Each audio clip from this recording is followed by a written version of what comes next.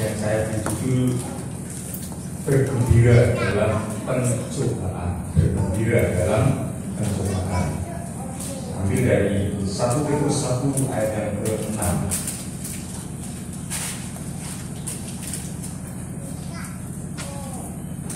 Ayat yang pertama ini kita baca secara bersama-sama. 1 Petrus pasal yang ke-1 ayat yang ke-6. Saya judul bergembira dalam pencobaan. Baca bersama-sama 1, 2, 3. Bergembira sekarang ini kamu seketika bersuka cita oleh berbagai pencobaan. Terus kasih Tuhan, bergembira dalam pencobaan adalah salah satu keunikan dalam Kristen. Kristen itu unik. Uniknya gimana? Kalau namanya dicobai, namanya dalam tinggal dalam kesusahan, dalam pencobaan, kok disuruh bergembira dalam pencobaan, disuruh bersuka cita. Ada keunikan yang lain, banyak sekali. Ya, banyak sekali. Ini hanya salah satu keunikan kekristenan adalah bergembira dalam pencobaan. Seharusnya sebuah berdasarkan konteks dekatnya. Konteks dekat itu berarti ayat yang ada di sekitar nas. Jadi ayat sebelumnya dan sudahnya itu konteks dekat. Kalau konteks jauh itu mungkin pasal sebelumnya dan pasal sesudahnya. Itu secara konteks harus kita lihat secara keseluruhannya seperti itu. Nah, berdasarkan konteks dekatnya, Alkitab memberikan alasan, paling tidak memberikan 3 alasan mengapa kita sebagai orang Kristen itu harus bergembira dalam kesusahan atau dalam pencobaan. Yang pertama adalah ayat yang kelima. Kita melihat ayat yang kelima, yaitu kamu yang dipelihara dalam kekuatan Allah karena imanmu, sementara kamu menantikan keselamatan yang telah tersedia untuk dinyatakan pada zaman akhir. Yang pertama adalah perlindungan Tuhan. Alasan orang Kristen, alasan kita bergembira dalam pencobaan adalah karena Tuhan itu melindungi kita. Dalam terjemahan-terjemahan yang lain, saya kasih Tuhan, dipelihara dalam kekuatan Allah itu bisa jadi dijaga, ya, dijaga. Bahkan dalam Alkitab yang terbuka, ya, itu dikatakan dilindungi oleh kuasa Allah. Ya. Jadi kenapa kita bersuka cita dalam pencobaan? Karena kita ini dilindungi oleh kuasa Tuhan. Katakan amin. Kita dilindungi oleh kuasa Tuhan. Nah, pertanyaannya bagaimana Tuhan melindungi kita? Kita baca dalam Mazmur 27 ayat yang kelima. Mazmur 27 ayat yang kelima. Sebab Ia melindungi aku dalam pondoknya pada waktu bahaya. Ia menyembunyikan aku dalam persembunyian di kemahnya. Pondoknya, kemahnya itu berbicara rumah Tuhan. Karena pada zaman itu rumah Tuhan itu belum dibangun, sehingga rumah Tuhan itu masih berbentuk kemah pertemuan. Ya. Jadi di dalam pondoknya lah Tuhan itu melindungi kita. Itu sebabnya tokoh-tokoh Alkitab banyak sekali ketika mengalami kesusahan, dia masuk di dalam rumah Tuhan. Nah, salah satu contohnya Daud sebagai penulis Mazmur ini, dan juga Hizkia ketika mengalami kesusahan, mengalami pencobaan dalam hidupnya, dia masuk ke dalam rumah Tuhan. Bahkan kalau kita melihat Daud, ayat yang ke-5 dari Mazmur ini katakan, ayat yang ke-6, 4 maksudnya 4. Satu hal telah kuminta pada Tuhan. Apa yang diminta Daud kepada Tuhan? Itulah yang kuingini. Apa yang diingini oleh Daud? Diam di rumah Tuhan. Diam di rumah Tuhan seumur hidupku, menyaksikan kemurahan Tuhan dan menikmati baiknya. Apa yang dilakukan Daud seumur hidupnya memiliki ribuan diam di rumah Tuhan? Ayat yang ke-7 kita baca sama-sama. 1, 2, 3. Maka sekarang tegaklah kepalaku. Tolong ya, ini harus yang ayat yang ke-7, Mazmur 27 7 ayat yang ke-6. Ya, ayat yang ke-6. Ya. Haleluya. Ayat yang ke-6. Ya. Mazmur 27 ayat yang ke-6. 1, 2, 3. Maka sekarang tegaklah kepalaku mengatasi musuhku sekeliling aku. Dalam kemahnya aku mau mempersembahkan korban dengan sorak-sorai. Aku mau menyanyi dan bermasmur bagi Tuhan. Apa yang dilakukan Daud di Mazmur itu kira-kira? Fakta yang tercatat dalam Mazmur ini adalah ibadah. Fakta yang tercatat di Mazmur ini merujuk pada ibadah. Dia di dalam rumah Tuhan, bersuka cita menikmati hadirat Tuhan, ya, memuji Tuhan, menyanyi bermasmur bagi Tuhan. Itu fakta. Itu fakta tentang ibadah, saudara. Fakta tentang ibadah. Artinya begini, Tuhan melindungi kita dari kesusahan karena pencobaan-pencobaan yang kita alami itu melalui ibadah kita. Sekali lagi, Tuhan melindungi kita dari kesusahan yang diakibatkan pencobaan-pencobaan itu. Pencobaan itu sejujurnya memang menyebabkan kita susah, menyebabkan kita menderita secara batin maupun secara fisik. Ya. Tetapi, sekali lagi, ada satu perlindungan yang Tuhan berikan, yaitu ketika kita berada di rumah Tuhan, beribadah, memuji dan besarkan nama Tuhan. Lalu bagaimana? Apa hubungannya ibadah kita ini dengan perlindungan yang Tuhan berikan kepada kita? Seperti yang sering kali saya sampaikan kepada saudara, yang saya ajarkan kepada saudara, bahwa kita belum benar-benar beribadah sampai kita beribadah dengan benar. Ya. Itu sering saya sampaikan, kita belum benar-benar beribadah sampai kita beribadah dengan benar. Nah, ibadah yang benar inilah yang harus membawa dampak yang besar dalam kehidupan kita. Jadi ibadah yang benar ini membawa dampak yang besar dalam kehidupan kita, saudara-saudara. Dampak yang besar itu bukan karena kita setelah ibadah mungkin mendapatkan sembako, mendapatkan duit, itu. Tetapi dampak yang besar yang dihasilkan dari ibadah yang benar itu tak lain dan tak bukan adalah damai sejahtera. Itulah sebabnya ketika kita mengalami kesusahan, ya, ketika kita mengalami pencobaan, hal yang harus kita lakukan adalah seperti para tokoh-tokoh dalam Alkitab ini masuk dalam rumah Tuhan, beribadah pada Tuhan. Ya. Sayang seribu sayang, ada begitu banyak anak-anak Tuhan yang ketika menghadapi ujian, menghadapi masalah, menghadapi kesusahan itu malah aras-arasan ke gereja. Rasanya percuma dari ibadah, hatiku kayak gini ya. Hati kurang karuan, percuma ibadahnya.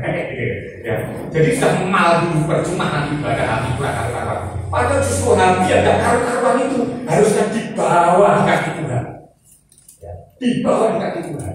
Setidak-tidaknya seperti Hana, kalau saudara tahu Hana, setidak-tidaknya dia belum terima jawaban loh ketika dia keluar dari rumah Tuhan. Tetapi Alkitab mencatat mukanya tidak muram lagi. Alias apa? Ada damai sejahtera di sini. Jadi ketika kita ibadah dengan benar, maka damai sejahtera itu akan melindungi kita. Kita baca ayatnya dalam Mazmur Yesaya.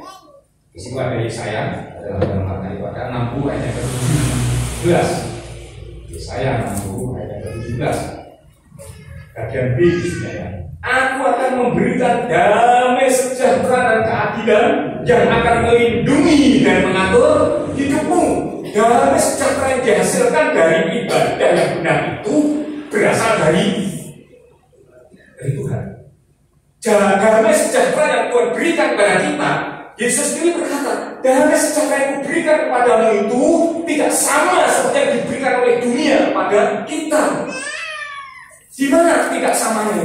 Karena damai sejahtera yang datang dari Tuhan itu, kata Rasul Paulus, melampaui segala akal dan pikiran kita.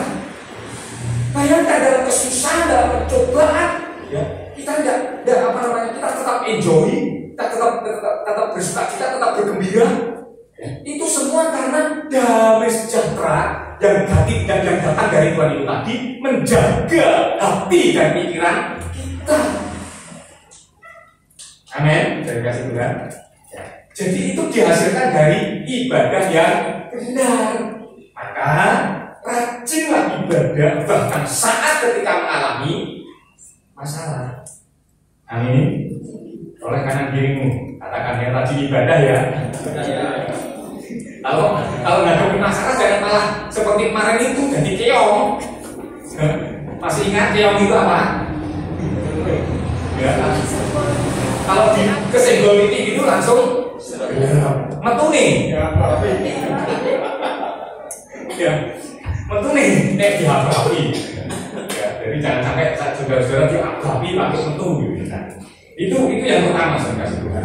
Jadi kita bergembira dalam pencobaan. Alasan yang pertama adalah karena ada perlindungan dari tangan yang maha kuat. Ya. Jadi tangan Tuhan itu akan selalu melindungi kita sehingga pencobaan itu tidak akan pernah bisa mengalahkan kita. Itu yang pertama. Yang kedua, mengapa kita bergembira dalam pencobaan? Konteks dekat ya. Kita kembali ke Nas. Ya. Dalam ayat yang ke-6. Ya.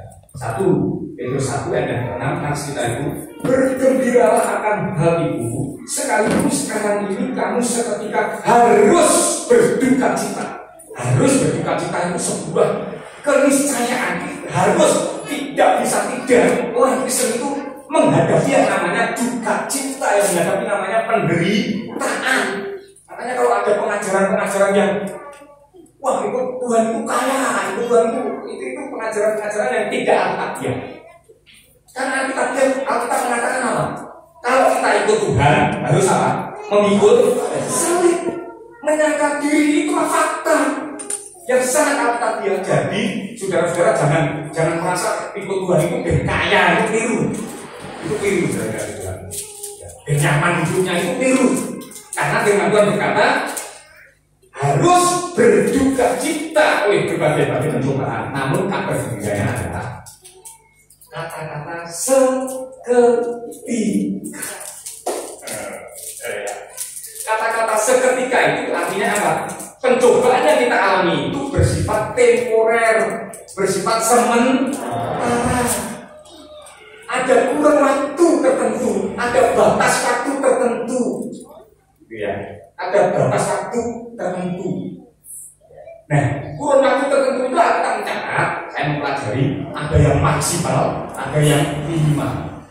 Maksimal penderitaan atau pencobaan yang dialami oleh orang Kristen, orang-orang pilihan Tuhan itu, Daniel pasal yang ke-12, ayat yang ke-11 dan 12. Daniel pasal yang ke-11, 12, ayat yang ke-11. Sejak dihentikan korban sehari-hari dan ditegakkan dewa-dewa kekejian yang membinasakan itu, ada berapa? 1290 hari. 1290 hari. Ya, ada banyak penafsiran, Ada yang karena apa namanya penghancuran bait Allah di Yerusalem itu mengalami kesusahan sebanyak itu. Kemudian terus yang maksimalnya ada kalau kita hitung, dan ini penafsir ya. Kalau kita hitung angka-angka itu, hari itu dijadikan bulan, itu menjadi 43 bulan. 43 bulan kalau dijadikan tahun, itu menjadi 3,5 tahun sekian. Nah, para penafsir ini memprediksi ini adalah kesusahan besar, yaitu masa antikris 3,5 tahun. Ini para penafsir. Tetapi apapun itu, kita melihat ayat ke-12, berbahagia orang yang tetap menanti-nanti dan mencapai 1335 hari. Meskipun demikian, ini maksimal ini, maksimalnya adalah 1290 hari. Maksimal. Ini yang paling banyak dicapai dalam Alkitab. Meskipun demikian, ada orang-orang tertentu pilihan Allah yang berbahagia, yang bisa melampaui masalah itu. Yaitu mencapai berapa tadi? 1335 hari. Itu lebih melampaui dari 1290 hari, melampaui. Jadi masih ada orang-orang tertentu yang Allah yang bisa lolos dari kesusahan besar itu. Ini maksimalnya. Sekarang minimalnya ada dalam Wahyu pasal yang 2 ayat 10. Wahyu 2 ayat 10. Janganlah takut terhadap apa yang harus engkau derita. Ini kata Tuhan. Sesungguhnya iblis akan melemparkan beberapa orang dari antaramu dalam penjara supaya kamu dicobai dan kamu akan beroleh kesusahan selama 10 hari. Ini minimalnya. yang dicatat oleh Alkitab. 10 hari hendaklah engkau setia sampai mati, dan aku akan mengaruniakan kepadamu mahkota kehidupan. Ada satu hal yang aneh begini. Kesusahannya berapa? 10 hari minimal. Tapi kenapa Tuhan berpesan kepada jemaat di Smyrna pada waktu itu, dan hari ini disampaikan juga kepada jemaat di Galatia? Kenapa Tuhan itu berkata, setialah sampai mati? 10 hari, setialah sampai mati. Ternyata iblis telah mengubah strateginya. Strateginya iblis itu mencobai dengan kesusahan-kesusahan itu selama 1290 hari itu tadi yang maksimal yang dicatat Alkitab. Ternyata masih ada orang yang bisa lolos di sini. Jadi mencobai dengan kesusahan, mencobai dengan penderitaan, itu bisa jadi justru membuat orang Kristen itu semakin takut. Benar ya? Kalau kita melihat orang-orang Kristen yang berada di negara-negara penganiayaan, itu jauh lebih hebat daripada orang Kristen di Indonesia yang khususnya yang notabene bebas. Benar, saudara. Saudara, kalau saudara melihat bagaimana mereka mempertahankan iman luar biasa, semakin diinjak, semakin menanjak. Mereka itu orang Kristen yang ada dalam daerah-daerah penganiayaan itu, mereka kuat imannya, semakin kuat imannya, menjadi militan imannya dibanding dengan iman kita yang karena hujan saja kita sudah datang ke gereja. Mohon maaf ini kita ngomong apa adanya, ya. Dibanding kita yang karena hal yang kecil kita sudah datang ke gereja. Mereka itu sembunyi-sembunyi ke gereja. Mereka ingin pertemuan itu sampai hati, tapi juga dimasukin ini kantin baju ini. Coba bayangkan seperti ini. Jadi ketika mengalami masalah, ketika mengalami penderitaan, ada begitu banyak juga orang Kristen itu yang semakin kuat imannya. Itu sebabnya iblis mengubah strategi. Di akhir zaman yang semakin mendekat ini, mengubah strategi. Tidak usah dikasih kesusahan. Kesusahan itu cuma 10 hari aja. Seandainya 1290 hari itu dikurangi 10 hari, kira-kira berapa? Sisanya 1280 hari, benar? 1280 hari kan 90 hari dikurangi 10 hari kan berarti 80 hari. 1280 hari.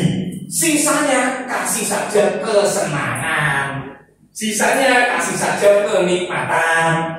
Sehingga yang terjadi ada begitu banyak orang Kristen yang jatuhnya itu justru karena kenikmatan hidup, bukan lagi kesusahan hidup, tetapi kenikmatan hidup. Kesenangan yang menyimpang itu ditanamkan oleh iblis. Ora opo. Jadi ini fakta, saudara. Jadi strategi iblis itu telah berubah. Itu sebabnya Tuhan berpesan pada jemaat di Smyrna dan pada jemaat di Galatia hari ini, hendaklah engkau setia sampai mati. Terlepas berapapun kesusahan yang engkau alami, berapa hari, berapa lama kesusahan yang kau alami, setialah sampai mati. Setialah sampai mati. Ini pesan firman Tuhan, saudara. Nah, jadi saudara kasih Tuhan, bagi orang Kristen pencobaan itu ternyata bukan masalah kesusahan itu saja, tetapi juga masalah apa? Kenikmatan hidup. Ya, masalah kenikmatan hidup. Jadi ada berapa banyak tokoh termasuk Daud ini. Jatuhnya Daud ini bukan pada saat kesusahan, jatuhnya Daud itu pada saat kemuliaan, kan seperti itu. Nah, bahkan huruf Jawa, kalau saya tahu huruf Jawa itu matinya kayak Jawa. Huruf Jawa itu misalkan no gitu, no itu jadi hampir mati. Kalau di mati, ya kan? Jadi huruf Jawa itu mau arti yang dalam sekali. Jadi kita ini kalau sudah dipaku mati dan mati kutu. Jadi kadang-kadang kesenangan dunia inilah yang muncul itu apa? Yang muncul itu bahasa Indonesia apa? Muncul. Yang memuja kita, yang membuat kita sehingga kita ini terlena oleh karena kenikmatan dunia. Nah ini strateginya itu sebabnya harus kita setia sampai bagaimanapun juga, saudara-saudara. Yang ini saya tekankan dan ditekankan oleh firman Tuhan hari ini adalah pencobaan itu bersifat temporer. Daud berkata dalam Daud berkata dalam Mazmur 30 ayat yang ke-6 dikatakan, sebab sesaat saja dia murka, tetapi seumur hidup dia murah hati. Artinya kesusahan yang kita alami itu hanya sesaat saja, sementara seumur hidup kita menikmati kebaikan. Amin. Yang kedua, yang terakhir, yang ketiga, kita bergembira dalam pencobaan. Yang pertama tadi karena apa alasannya? Perlindungan. Yang kedua karena apa? Pencobaan itu bersifat sementara. Yang ketiga ayat yang ke-7, 1 Petrus pasal yang ke-1 ayat yang ke-7. Petrus 1 ayat yang ke-7. Kita baca bersama-sama. 1, 2, 3. Semuanya itu untuk menjadikan yang jauh lebih tinggi daripada batas masyarakat, yang dicuci kemuliaan yang api, sehingga membuat jalan-jalan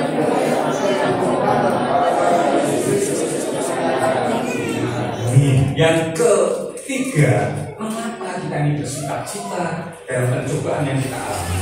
Karena kita ini ngerti tujuannya, ngerti tujuan pencobaan yang kita alami, ngerti tujuan persoalan masalah-masalah yang kita alami. Nah, saudara kasih Tuhan, tujuan pencobaan berdasarkan ayat yang kita baca ini adalah untuk sebuah pembuktian. Tujuan pencobaan itu adalah untuk sebuah pembuktian. Dengan demikian, saudara kasih Tuhan, masalah itu adalah alat. Masalah itu adalah alat yang seharusnya dapat kita manfaatkan untuk membuktikan setiap kebaikan yang ada dalam diri kita. Saya ulangi lagi, masalah itu adalah alat yang seharusnya kita manfaatkan untuk membuktikan apa-apa yang baik dalam kehidupan kita. Karena setiap orang yang baik atau kebaikan apapun itu pasti membutuhkan bukti. Apa buktinya? Buktinya apa? Ya masalah itu tadi. Ya, itu adalah alat harus kita manfaatkan untuk membuktikan kebaikan-kebaikan yang ada dalam kehidupan kita. Nah, masalahnya saudara Tuhan, masalahnya tidak banyak orang yang bisa memanfaatkan masalah. Masalahnya tidak banyak yang bisa memanfaatkan masalah. Jadi masalah yang terjadi itu dibiarkan seakan-akan dibiarkan berlalu gitu saja. Padahal setiap masalah yang kita hadapi itu pasti ada manfaatnya. Pasti, nggak mungkin tidak. Pasti ada manfaatnya. Hanya kita ini bisa memanfaatkan masalah atau tidak. Nah, itu sebabnya hanya orang yang bisa memanfaatkan masalah yang bisa bermegah atas masalahnya, yang bisa bergembira atas masalahnya. Mari kita lihat Roma 5 ayat yang ketiga. Roma 5 ayat yang ketiga. Dan bukan hanya itu saja, kita malah bermegah juga dalam apa? Kesengsaraan kita. Karena kita tahu bahwa kesengsaraan kita itu menimbulkan ketekunan. Menimbulkan ketekunan. Jadi kita harus bisa memanfaatkan masalah, karena masalah yang kita hadapi itu menimbulkan apa? Ketekunan. Dan Alkitab mencatat dalam Yakobus pasal yang ke-5 ayat yang ke-11, sesungguhnya kami menyebut mereka berbahagia. Benar ya? Yaitu mereka siapa? Mereka yang telah bertekun. Nah, ketekunan itu dihasilkan dari apa itu? Persoalan yang kita hadapi, dari masalah-masalah yang kita hadapi. Ya, itu sebabnya orang yang tahu memanfaatkan masalah, hanya orang itu yang bisa bermegah atas masalahnya. Karena dia tahu masalah itu menetapkan aku bertekun. Ketika aku tekun disebut apa? Berbahagia. Ya, berbahagia. Contohnya adalah Ayub. Yang dicontohkan dalam Yakobus 5 ayat 11 itu Ayub. Kamu tahu tentang ketekunan Ayub. Ya, ketekunan Ayub. Mengapa Ayub bertekun? Kami lihat menginceng, mengintip. Ya. Ayub pasal yang ke-23 ayat yang ke-10. Ya. Ayub 23 ayat yang ke-10. Karena ia tahu jalan hidupku. Seandainya ia memuji aku, kata Ayub, aku akan timbul seperti emas. Ia tahu. Mengapa tak ayat ini bertekun? Karena ia tahu jalan hidupku. Ia mengerti tidak ada orang yang paling kenal dengan aku kecuali Tuhan. Ya. Jadi Tuhan itu paling mengenal kondisi kita, paling mengerti keadaan kita. Dalam bahasanya Paulus 1 Korintus 10 ayat 13 apa? Tuhan tahu batas kemampuanku, Tuhan tahu batas kekuatanku untuk menanggung semuanya ini. Itu sebabnya Tuhan tidak akan pernah mengizinkan persoalan, pencobaan itu melebihi kekuatan kita. Dan bukan hanya itu saja, karena Allah adalah setia. Paulus dalam 1 Korintus 10 ayat 13 itu, Ia tidak akan membiarkan engkau dicobai melebihi kekuatanmu, dan karena Ia setia akan memberikan jalan keluar pada waktu engkau dicobai. Dia akan memberikan kamu jalan keluar supaya kamu dapat menanggungnya. Jalan keluar yang disediakan oleh Tuhan inilah yang memunculkan air dari penderitaan, sehingga dia bisa berkata, seandainya engkau memuji aku, maka aku akan timbul seperti emas. Jadi jalan keluar, saudara-saudara, yang dari Tuhan itu pula yang akan memunculkan kita seperti emas. Berarti kan jalan keluar yang dari Tuhan itu yang akan memunculkan kita seperti emas. Ironisnya, ada begitu banyak orang Kristen yang mencari jalan keluar sendiri. Betul ya? Sehingga saya itu butuh emas tapi Theo. Tahu maksudnya? Saya itu butuh emas tapi oponnya musbo ya. Halo, Tuhan menyediakan jalan keluar untuk setiap masalahmu dan masalahku. Persoalannya, ada begitu banyak orang yang tidak kenten, tidak kenti, tidak sabar menanti jalan keluarnya Tuhan, sehingga dia mencari jalan keluar sendiri. Dan ketika muncul dari jalan keluarnya sendiri itu, yang terjadi bukan emas yang muncul, tetapi apa? Itu tadi sesuatu yang tidak mulia, benar nggak? Ini kalau kita bisa menangkap firman Tuhan ini dalam artinya ini, saya yakin setiap kita itu menghadapi masalah, tetapi firman Tuhan yang berkata bahwa setiap masalah yang kita hadapi itu pasti ada jalan keluarnya. Tuhan yang berkata, Tuhan menyediakan jalan keluar. Tetapi seringkali kita mencari jalan keluar kita sendiri. Pergi ke Mbah Romo Binijo, pergi ke Mbah Somo Sidin, ya, itu kepada orang tua, kepada orang pinter, kepada para tidak normal dan lain sebagainya.